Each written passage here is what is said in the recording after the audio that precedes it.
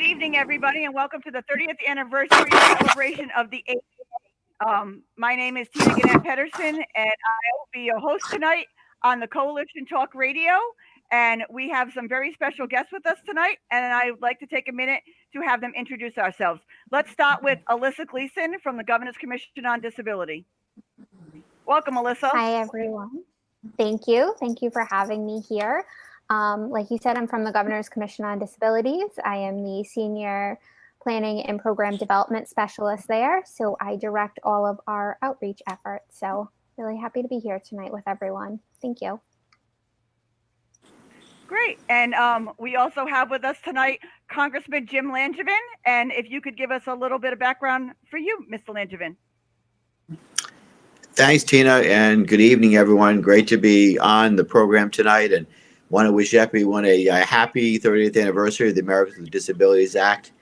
It really is an extraordinary milestone, and it's amazing that so many years have passed, so much progress has been made, and yet we still have so much work yet to be done to fully realize the promise of the ADA. But like anything, it's a work in progress, and we're going to continue to make progress. I know, it's amazing. So 30 years, and then I was injured about 10 years before the ADA was passed in 1980. And so I remember vividly what the world was like before ADA, and then what the life and the world has been like after ADA.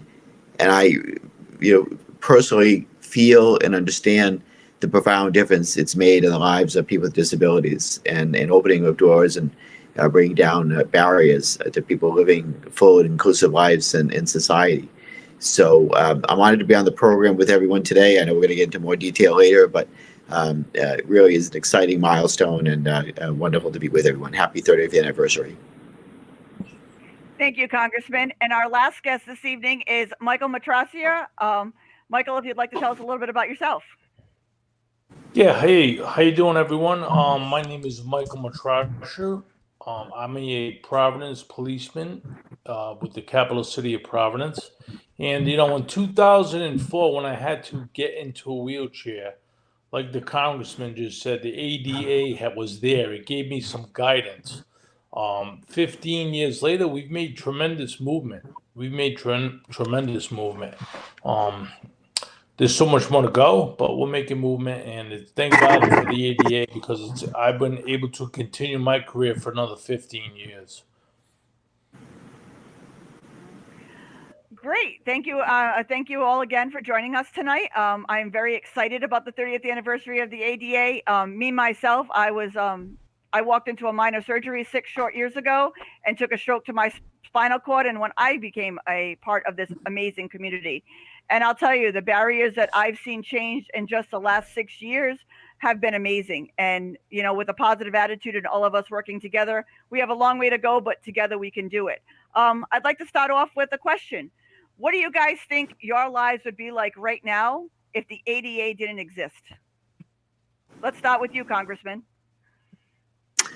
So I think it's a great question, and I would say most likely I would probably not be a United States congressman today.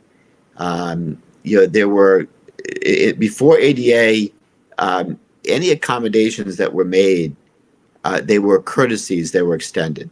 It wasn't a constitutional right to access to society or public accommodations, for example, whether it would be flying on a plane or public transportation or housing. I can remember doing internships in Washington, D.C. for Senator Pell, and there really was no such thing as really an accessible bathroom or things like that. You kind of had to make it work, and again, any accommodations that were made, they were more courtesies, and people thought maybe it was a nice thing to do, or but it wasn't a right to be able to have access to public buildings. Even, for example, getting into a city or a town hall. There was a push, I think it was in the late 70s or 80s, to make a lot of, say, buildings and DC more accessible.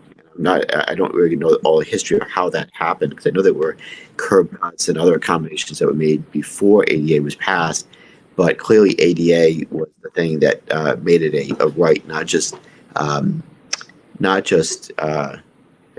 courtesies and things like that. So I can remember even when I graduated from high school, going to college, and not sure I was scary enough for anyone leaving high school, going to college. It's a whole bigger new world out there. I was accepted to 2 colleges. I wanted to go to Providence College, and that's where my first choice was. And I was my father who said you have to have a backup school, and I applied to Rhode Island College. It was accepted to both schools, and I said, well, I'm going to PC. And then I went and I toured the campus, and oh my gosh, I realized very vividly right away that that campus was not accessible for me. There was no way that I was going to really be able to move around independently, and I wound up going to Rhode Island College as a result, because they had some curb cuts. The elevators were big enough for me to get my wheelchair in. But today, no young person, another Jim Langevin coming along, isn't going to have to make their decision about where to go to college based on who has a big enough elevator or who has curb cuts on the campus, but rather is this the right academic program for me to be pursuing where I should study. So it's vivid examples of, and I could go on and on, but I would say without the ADA passing, I don't think that it really would be possible for me to fully serve in Congress, not the way that I do now. That's great. Michael, how about you? Michael, can you hear us? Myself is an interesting story, like the congressman. Yes, can you hear me? Yes, we can hear you. Can you hear me? Yes. Yeah. Okay. All right, like the congressman mentioned, years ago was different. I recall getting on the job in 1990 and working the streets, and really very seldom would you come across someone that or someone had mental illness. You work in the streets, and as the years went on, you see more and more individuals in wheelchairs, more and more people using canes, more and more people using walkers and things. So my career would not have been able to move to 30 years now if it was not for the ADA. Because, being in law enforcement, you got to be physically fit, you got to be mentally able to do that type of work. A large enough department where they were able to keep me busy, keep me doing other activities. So, fast forward 15 years later, I'm acting as the ADA coordinator for the City of Providence Police Department. And as the Congressman will tell you, CALIA standards, our department has been CALIA certified back in 2015, and currently we're CALIA certified. And what CALIA certification is, it's an organization that comes in and reviews your working status to see how your department is with all the rules and regulations of their organization, and we stood up to that. And the Providence Police Department is one of the most, we're doing all the good things when it comes to disabled. We're doing all the good things when it comes to mental illness. We have clinicians that actually go out on the road with our officers. So we're doing this, and the ADA helps. It gives us that tool that we needed. It gives equal rights to all. We needed that. Great. That's amazing. How about you, Alyssa? How does the ADA change your life? I think it's shaped my life in a way, because for me, I started volunteering in group homes with people who have intellectual and developmental disabilities, and the creation of group homes, the shutting down of institutions like the LAD Center that was based on the Olmstead Act, which was partially based on the ADA. So when I think about everything I've done going back to being 11, 12 years old, the ADA has played a role in it. And I think if you take that away, if you took away the experiences I had when I was younger and working there throughout middle school and high school and college, I couldn't even tell you what my career path would have been, let alone what my life would have looked like, because that's just become such a huge part of who I am. When I think about friends that I have that I maybe wouldn't have met if the ADA hadn't been in place, we wouldn't have had that opportunity. So, you know, as someone who doesn't have a disability, to sit here and say the ADA shapes everybody's life, and I think that's a really important thing. I completely agree with you. Like I said, I've only been in a wheelchair for about 6 years now, and I knew there was some disparities and there were some roadblocks, but I didn't realize how bad they were until I had to navigate the world from my wheelchair. I didn't realize how much people, you know, missed out on because they just can't get in. You know, that opened my eyes, and it made me realize, to see it from a different point of view, that people aren't maliciously inaccessible. People don't do it on purpose. But if you're not in the community, or you don't have somebody in the community, you don't realize the roadblocks and the steps that you need to take to just include them, because it's not hard. It's just you need to take some extra steps to make it happen. And I really think it was an eye opener, and I can give a different perspective now, from being a walker to a wheeler, as I say, to see the world from a different point of view. It's great, and a lot of my friends get to see the difference that it is now, that it's opening their eyes as well for down the road. Where do you guys see the ADA going forward? We've come such a long way in 30 years. What do you believe that we need to do next? Let's start with you, Michael.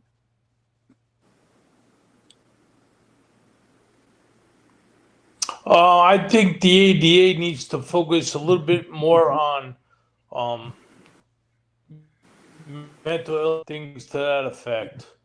You know, the accessibility end of it, I think see it. Like years ago, it wasn't noticed. Like you said, Tina, you drive places and you're not able to get in. The Congressman couldn't go to certain colleges. But you got to focus on other illnesses too. It's not just about it's about other issues like, you know, blind, impaired hearing, a lot of different things they got to focus on and move further. Give other people the individual rights that we have gotten to other illnesses. Right. I think Alyssa, it covers all them as well, doesn't it? Yeah. Alyssa, where do you see it going? Where do you see that we need to you know, focus on? I'm going to follow up with what Michael said, that I think there's a huge focus on physical accessibility, and there absolutely needs to be, especially, you know, in the New England area. We have a lot of really old, beautiful buildings that when they were built, they weren't built to be accessible, and it's going through and making sure that they are. But then there is that expansion, and I think looking at the intersectionality, that you know, looking at, okay, is someone a part of the disabled community, but also a part of the LGBTQ community, or also a person of color, or a woman, or a man, you know, that there is this intersectionality that is not always discussed, and it's not always brought to the table. And I think we're at a point now where we've laid the foundation, and we can go forward and say, okay, how do we kind of bring everything together and talk about experiences for a person as a whole, and what does the ADA need to do, or what other laws need to do to encompass that? Yeah, I totally agree. Congressman, where do you see the ADA? What do you think we need to focus on? Sure. Well, obviously, again, we've come a long way, but still more work to be done. I see it every day.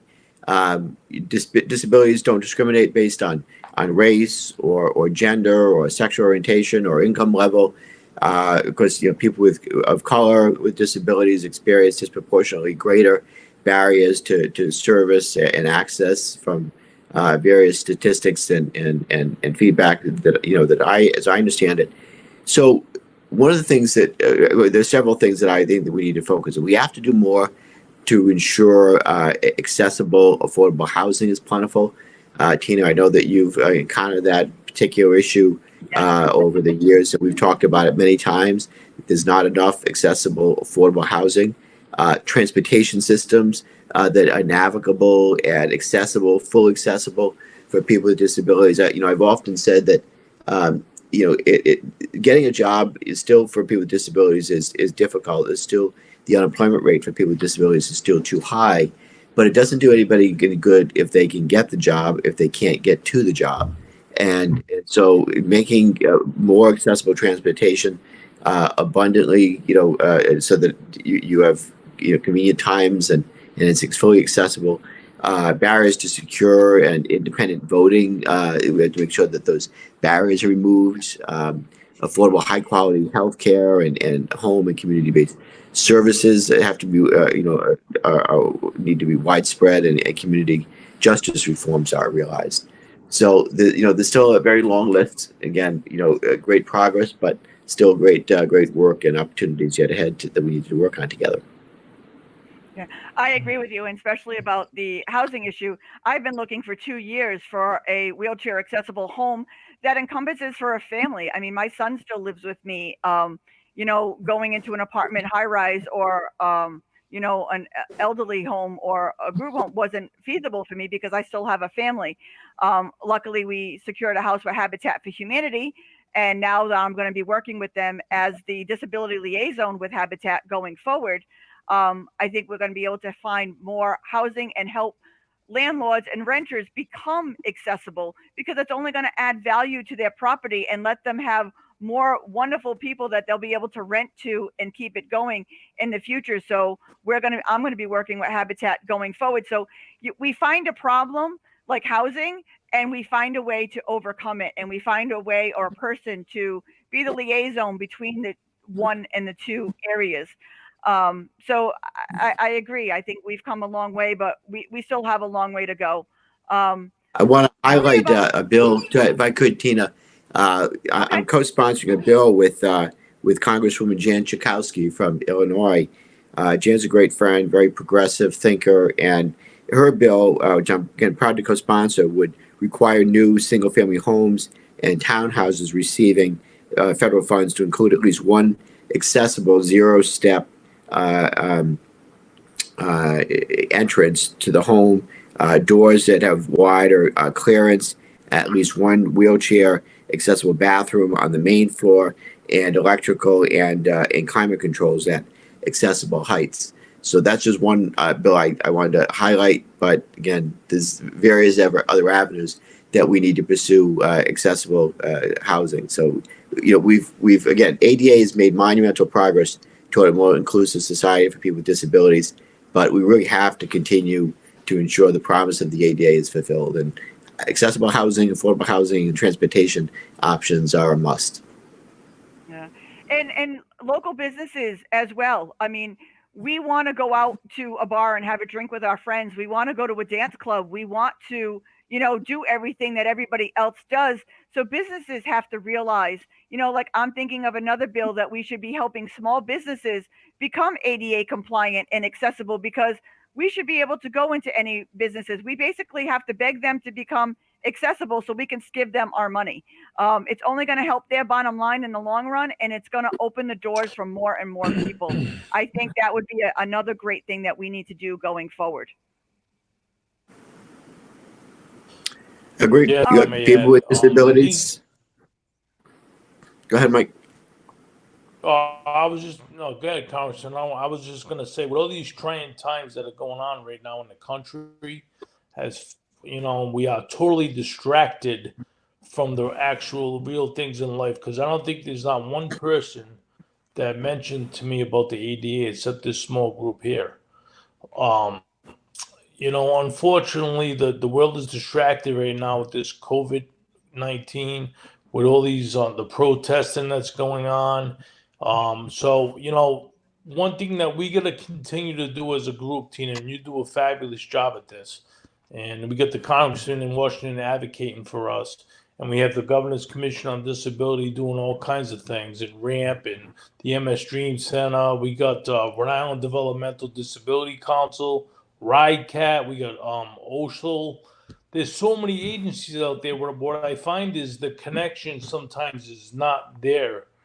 As much as we would like it to be there, I think there's going to be more communication about the work that everyone is doing as a whole. So maybe we can pull it all in together.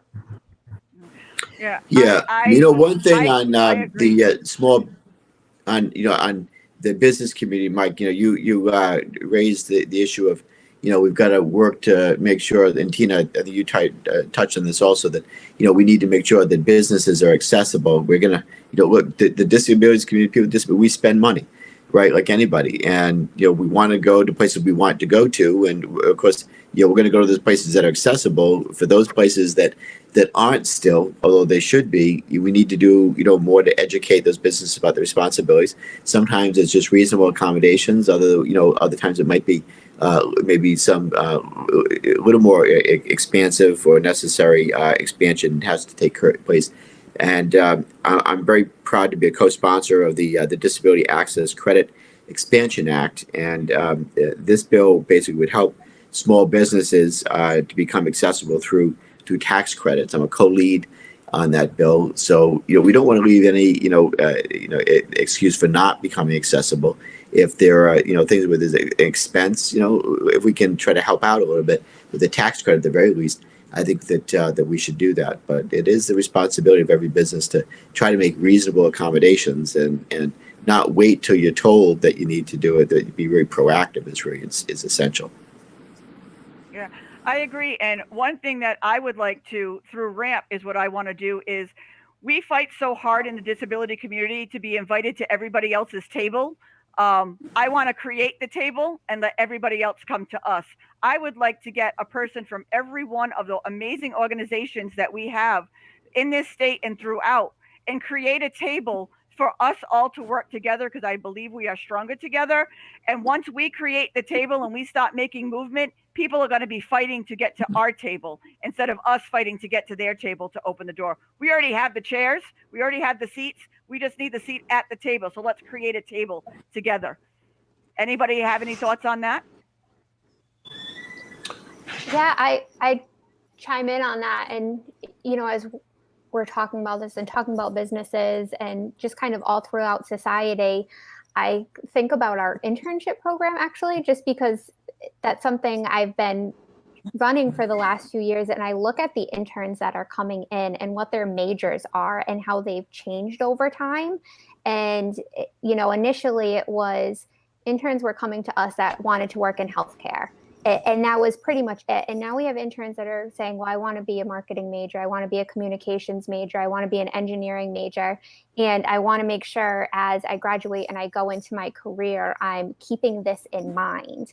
And I think that's just so important, because you have these massive graduating classes that are going out into the working world and are making these decisions that are just very open and saying, I want everyone to be able to come to the table. I want there to be access for everybody. And I want to be able to come to your table, which is just huge. And that's very encouraging for me to say, when I have someone who comes and says, yes, I'm at Bryant, I'm a finance major, and it's really important to me that I work at the commission and intern here, and here's why, even if, I'm not in healthcare, I'm not in political science, but I want to be a part of this. So I think that's huge. Yeah, Alyssa, I find thoughts? that as well with a lot of the students that I work with that come into our building and whatnot. A lot of students are venturing out into different avenues, and they really, I'm excited about the youth in the world right now. They really have a vision that's really awesome. And Tina, to your point about togetherness, I watched a YouTube video, and I mentioned this to you the other day, and the congressman knows this because he rides the path every Capitol. It was called the Capitol Crawl.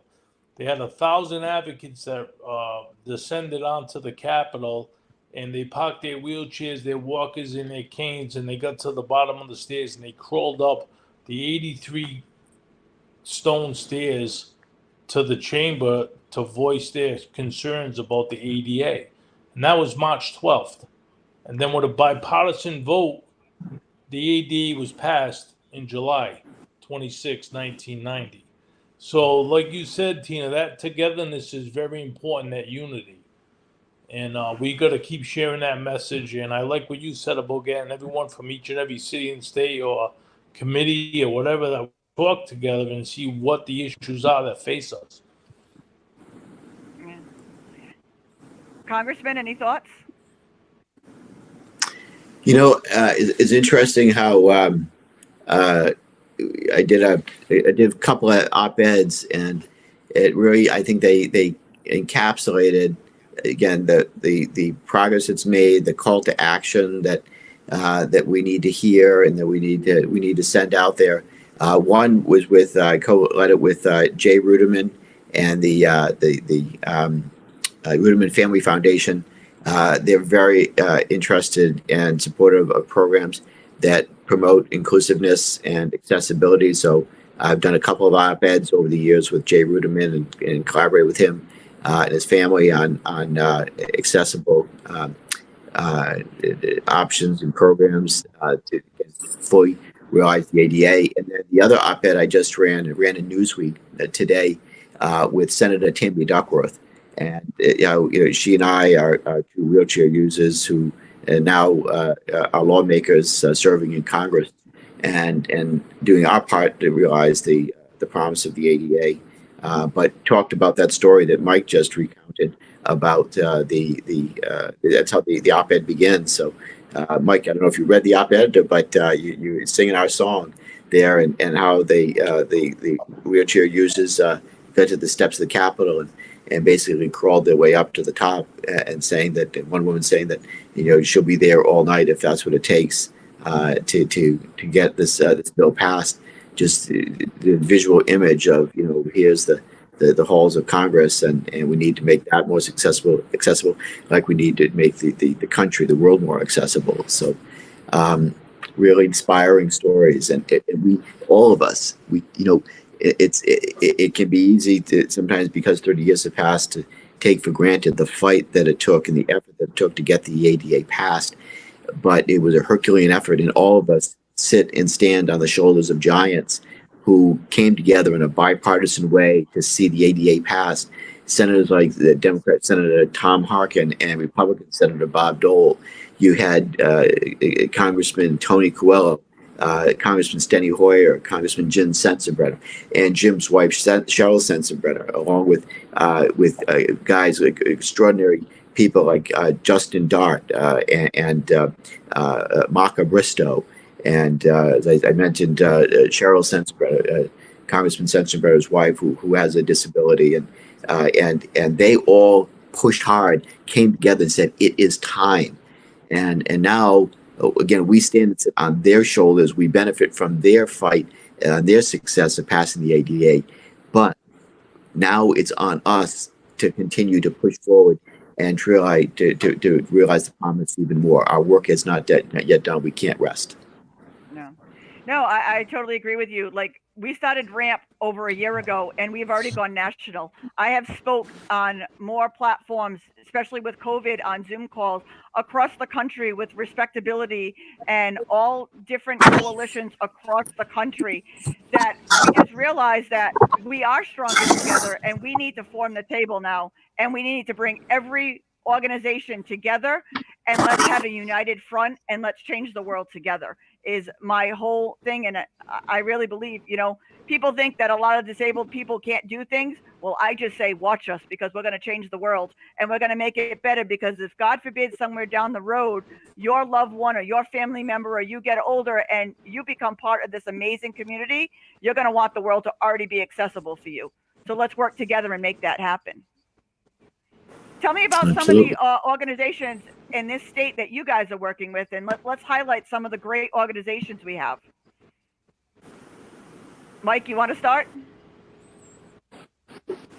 Sure, Tina. I work with a number of different organizations. I'll just name them, and then I'm sure it knows a lot of them because they're active.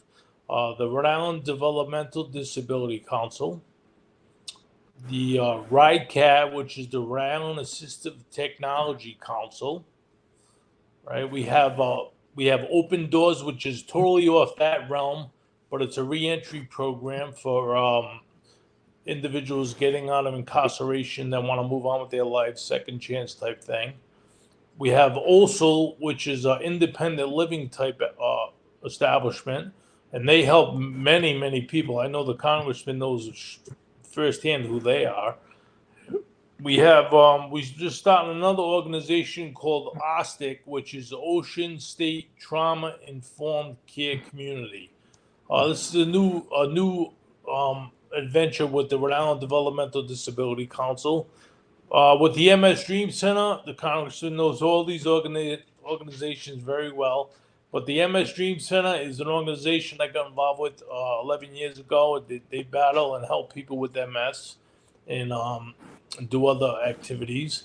We have Accessible Rhode Island, which is an organization that does kind of what RAMP does, Tina, and tries to advocate for ramps and entrances and different things in businesses. The location is the Stephen McCartney Foundation, which is also a trauma-informed care type thing with the city of Warwick and some other cities in the west end of the state. Alyssa, So I got my hands full, so to speak. Yeah. Mike named so many of them that are all great organizations. I would say to talk about, some of the state offices we work with, the Department of Health has just been fantastic throughout the years. Every time we say this is what we want to do, they want to come in, they want to help, they want to make sure that the initiative is successful. They come to us and say, okay, is this accessible to everybody? What do we need to do? The Secretary of State's office, every time they roll something out, whether it's virtual or not, they come to us and they say, okay, can we look at this? Can we work with you guys and make sure that this is accessible for everybody, which is just so important for these organizations and these departments to come to us and to approach us and say, this is what we're going to do. We want it to be accessible. What do we need to do to make that happen? That they're taking the initiative. Just the universities we work with, the students at Bryant, at URI, at Providence College, at Rick, Johnson & Wales, Brown, all of them have just been absolutely fantastic. We've been working with Prepare RI and Skills RI for the last 2 summers. They have interns that are rising seniors in high school. And it's just been amazing to me how many 16, 17-year-olds are coming in and they're saying, I don't have a disability. I don't have anyone in my family with a disability. I don't have a link to this community in any way beyond that. I want to be a part and I want to help and I want to be an ally, which is, I keep going back to, is just so incredible to me. So I would say all of them have just been great. Yeah. You have any to add, Congressman? Yeah, well, Alyssa and Mike did a great job of listing a lot of amazing organizations. Certainly, I'm glad that Mike mentioned the Don Murray Perno organization, the MS Dream Center, because they've been out there and very early on with an accessible guide of restaurants and public venues that are accessible. They have a great resource guide.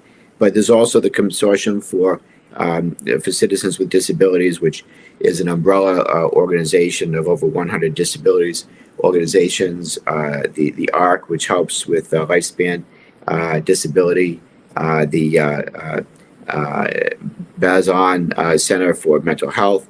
Paralyzed Veterans of America is who you work with on the Air Carriers Access Amendments Act, to make sure that airlines are more accessible and inclusive, bring down barriers to make it easier for people with disabilities to fly.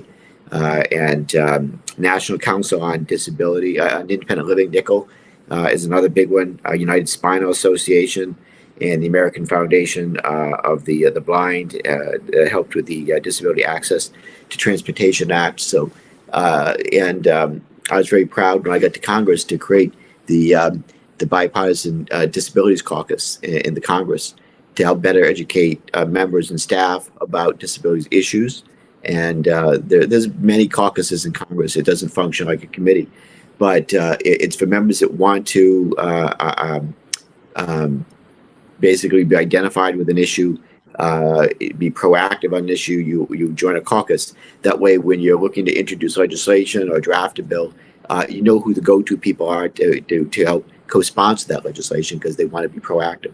So Congressman Don Young from Alaska is my Republican co-chair of the Bipartisan Disabilities Caucus. He's a great partner and colleague, so we've got a great coalition of members in Congress that are active on these issues. But we need to keep vocal and pushing forward. It's great, and let's not forget about all the interim organizations like Habitat for Humanity, who helps out with the housing. And I know I had a big during COVID with the Rhode Island Foundation and United Way with Project Hello, where we would call people and check in on them. We would also, do boots on the ground where we were the hands-off delivery wasn't working for some of the disabled community, because if you're blind or in a wheelchair, if they drop it at your doorstep, how are you going to get it in the house if you live by yourself? So we worked with United Way, we worked with states and cities locally, and all of their mayors and councilmen and everything about finding ways to make it work for their cities, where we were texting and calling and advocating for the disability, and with 211, where everybody can sign up on the emergency list. And when things like COVID happen, we have a way of contacting you. We have a way of getting to you and making it work. So, there's like the United Way, the Rhode Island Foundation, Habitat for Humanity. And then there's always RAMP, because we're the middle of everybody. We work with everybody. We want to be the resource between everybody.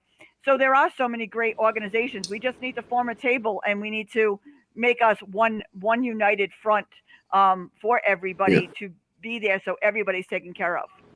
Yeah, I think you raised a great point there, Tina.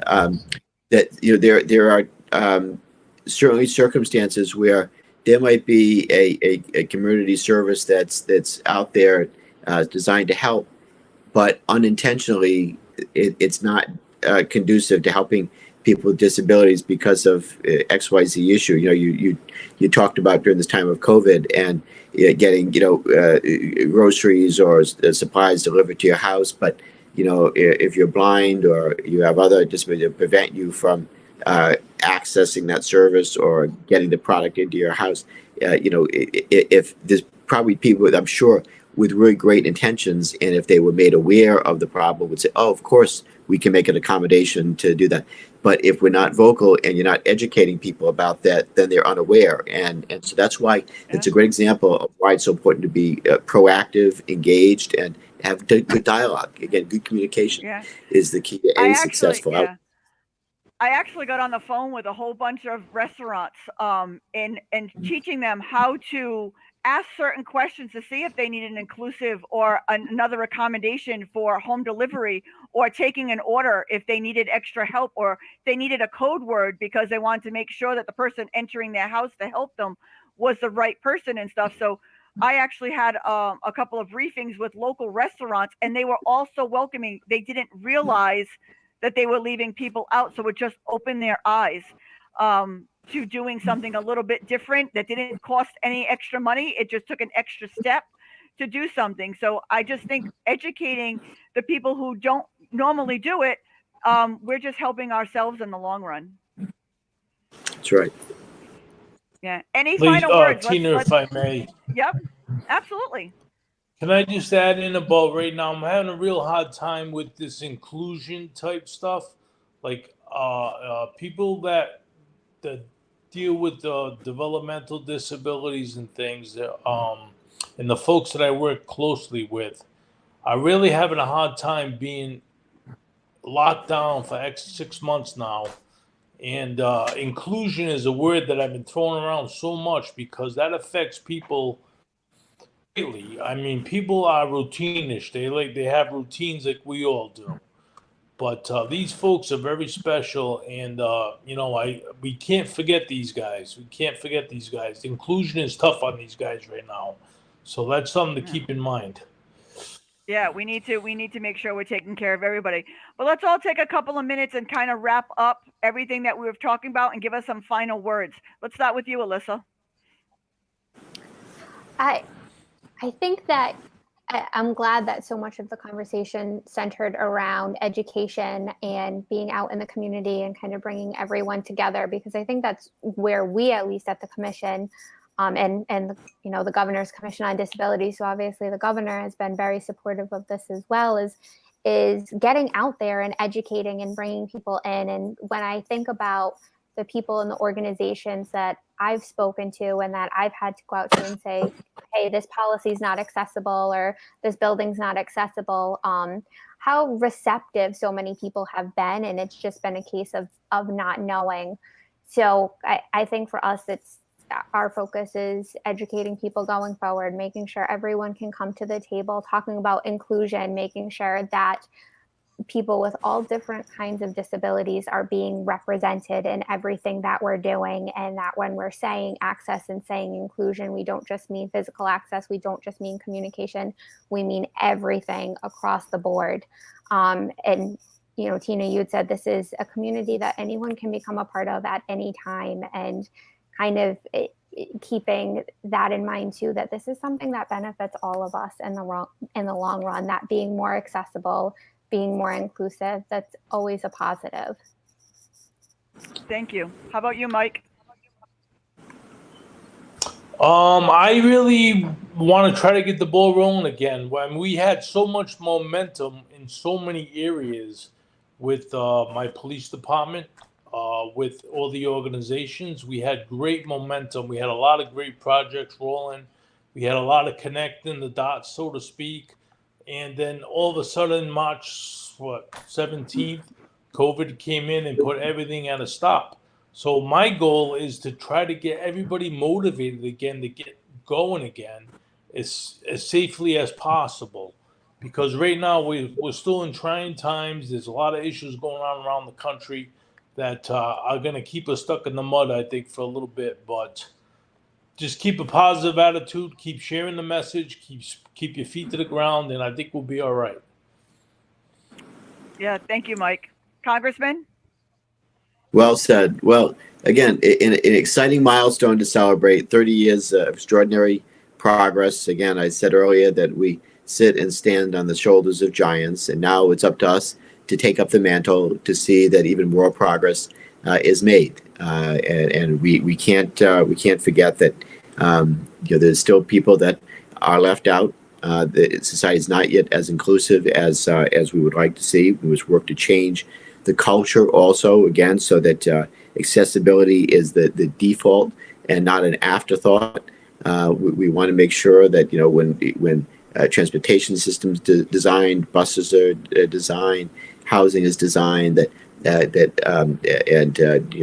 job places, workplaces are designed, that accessibility is front of mind, and not it'd be nice to let's go retrofit and figure out how we can make it better. We want it to be a forethought, be proactive about accessibility inclusion, so that the real promise of the ADA is realized.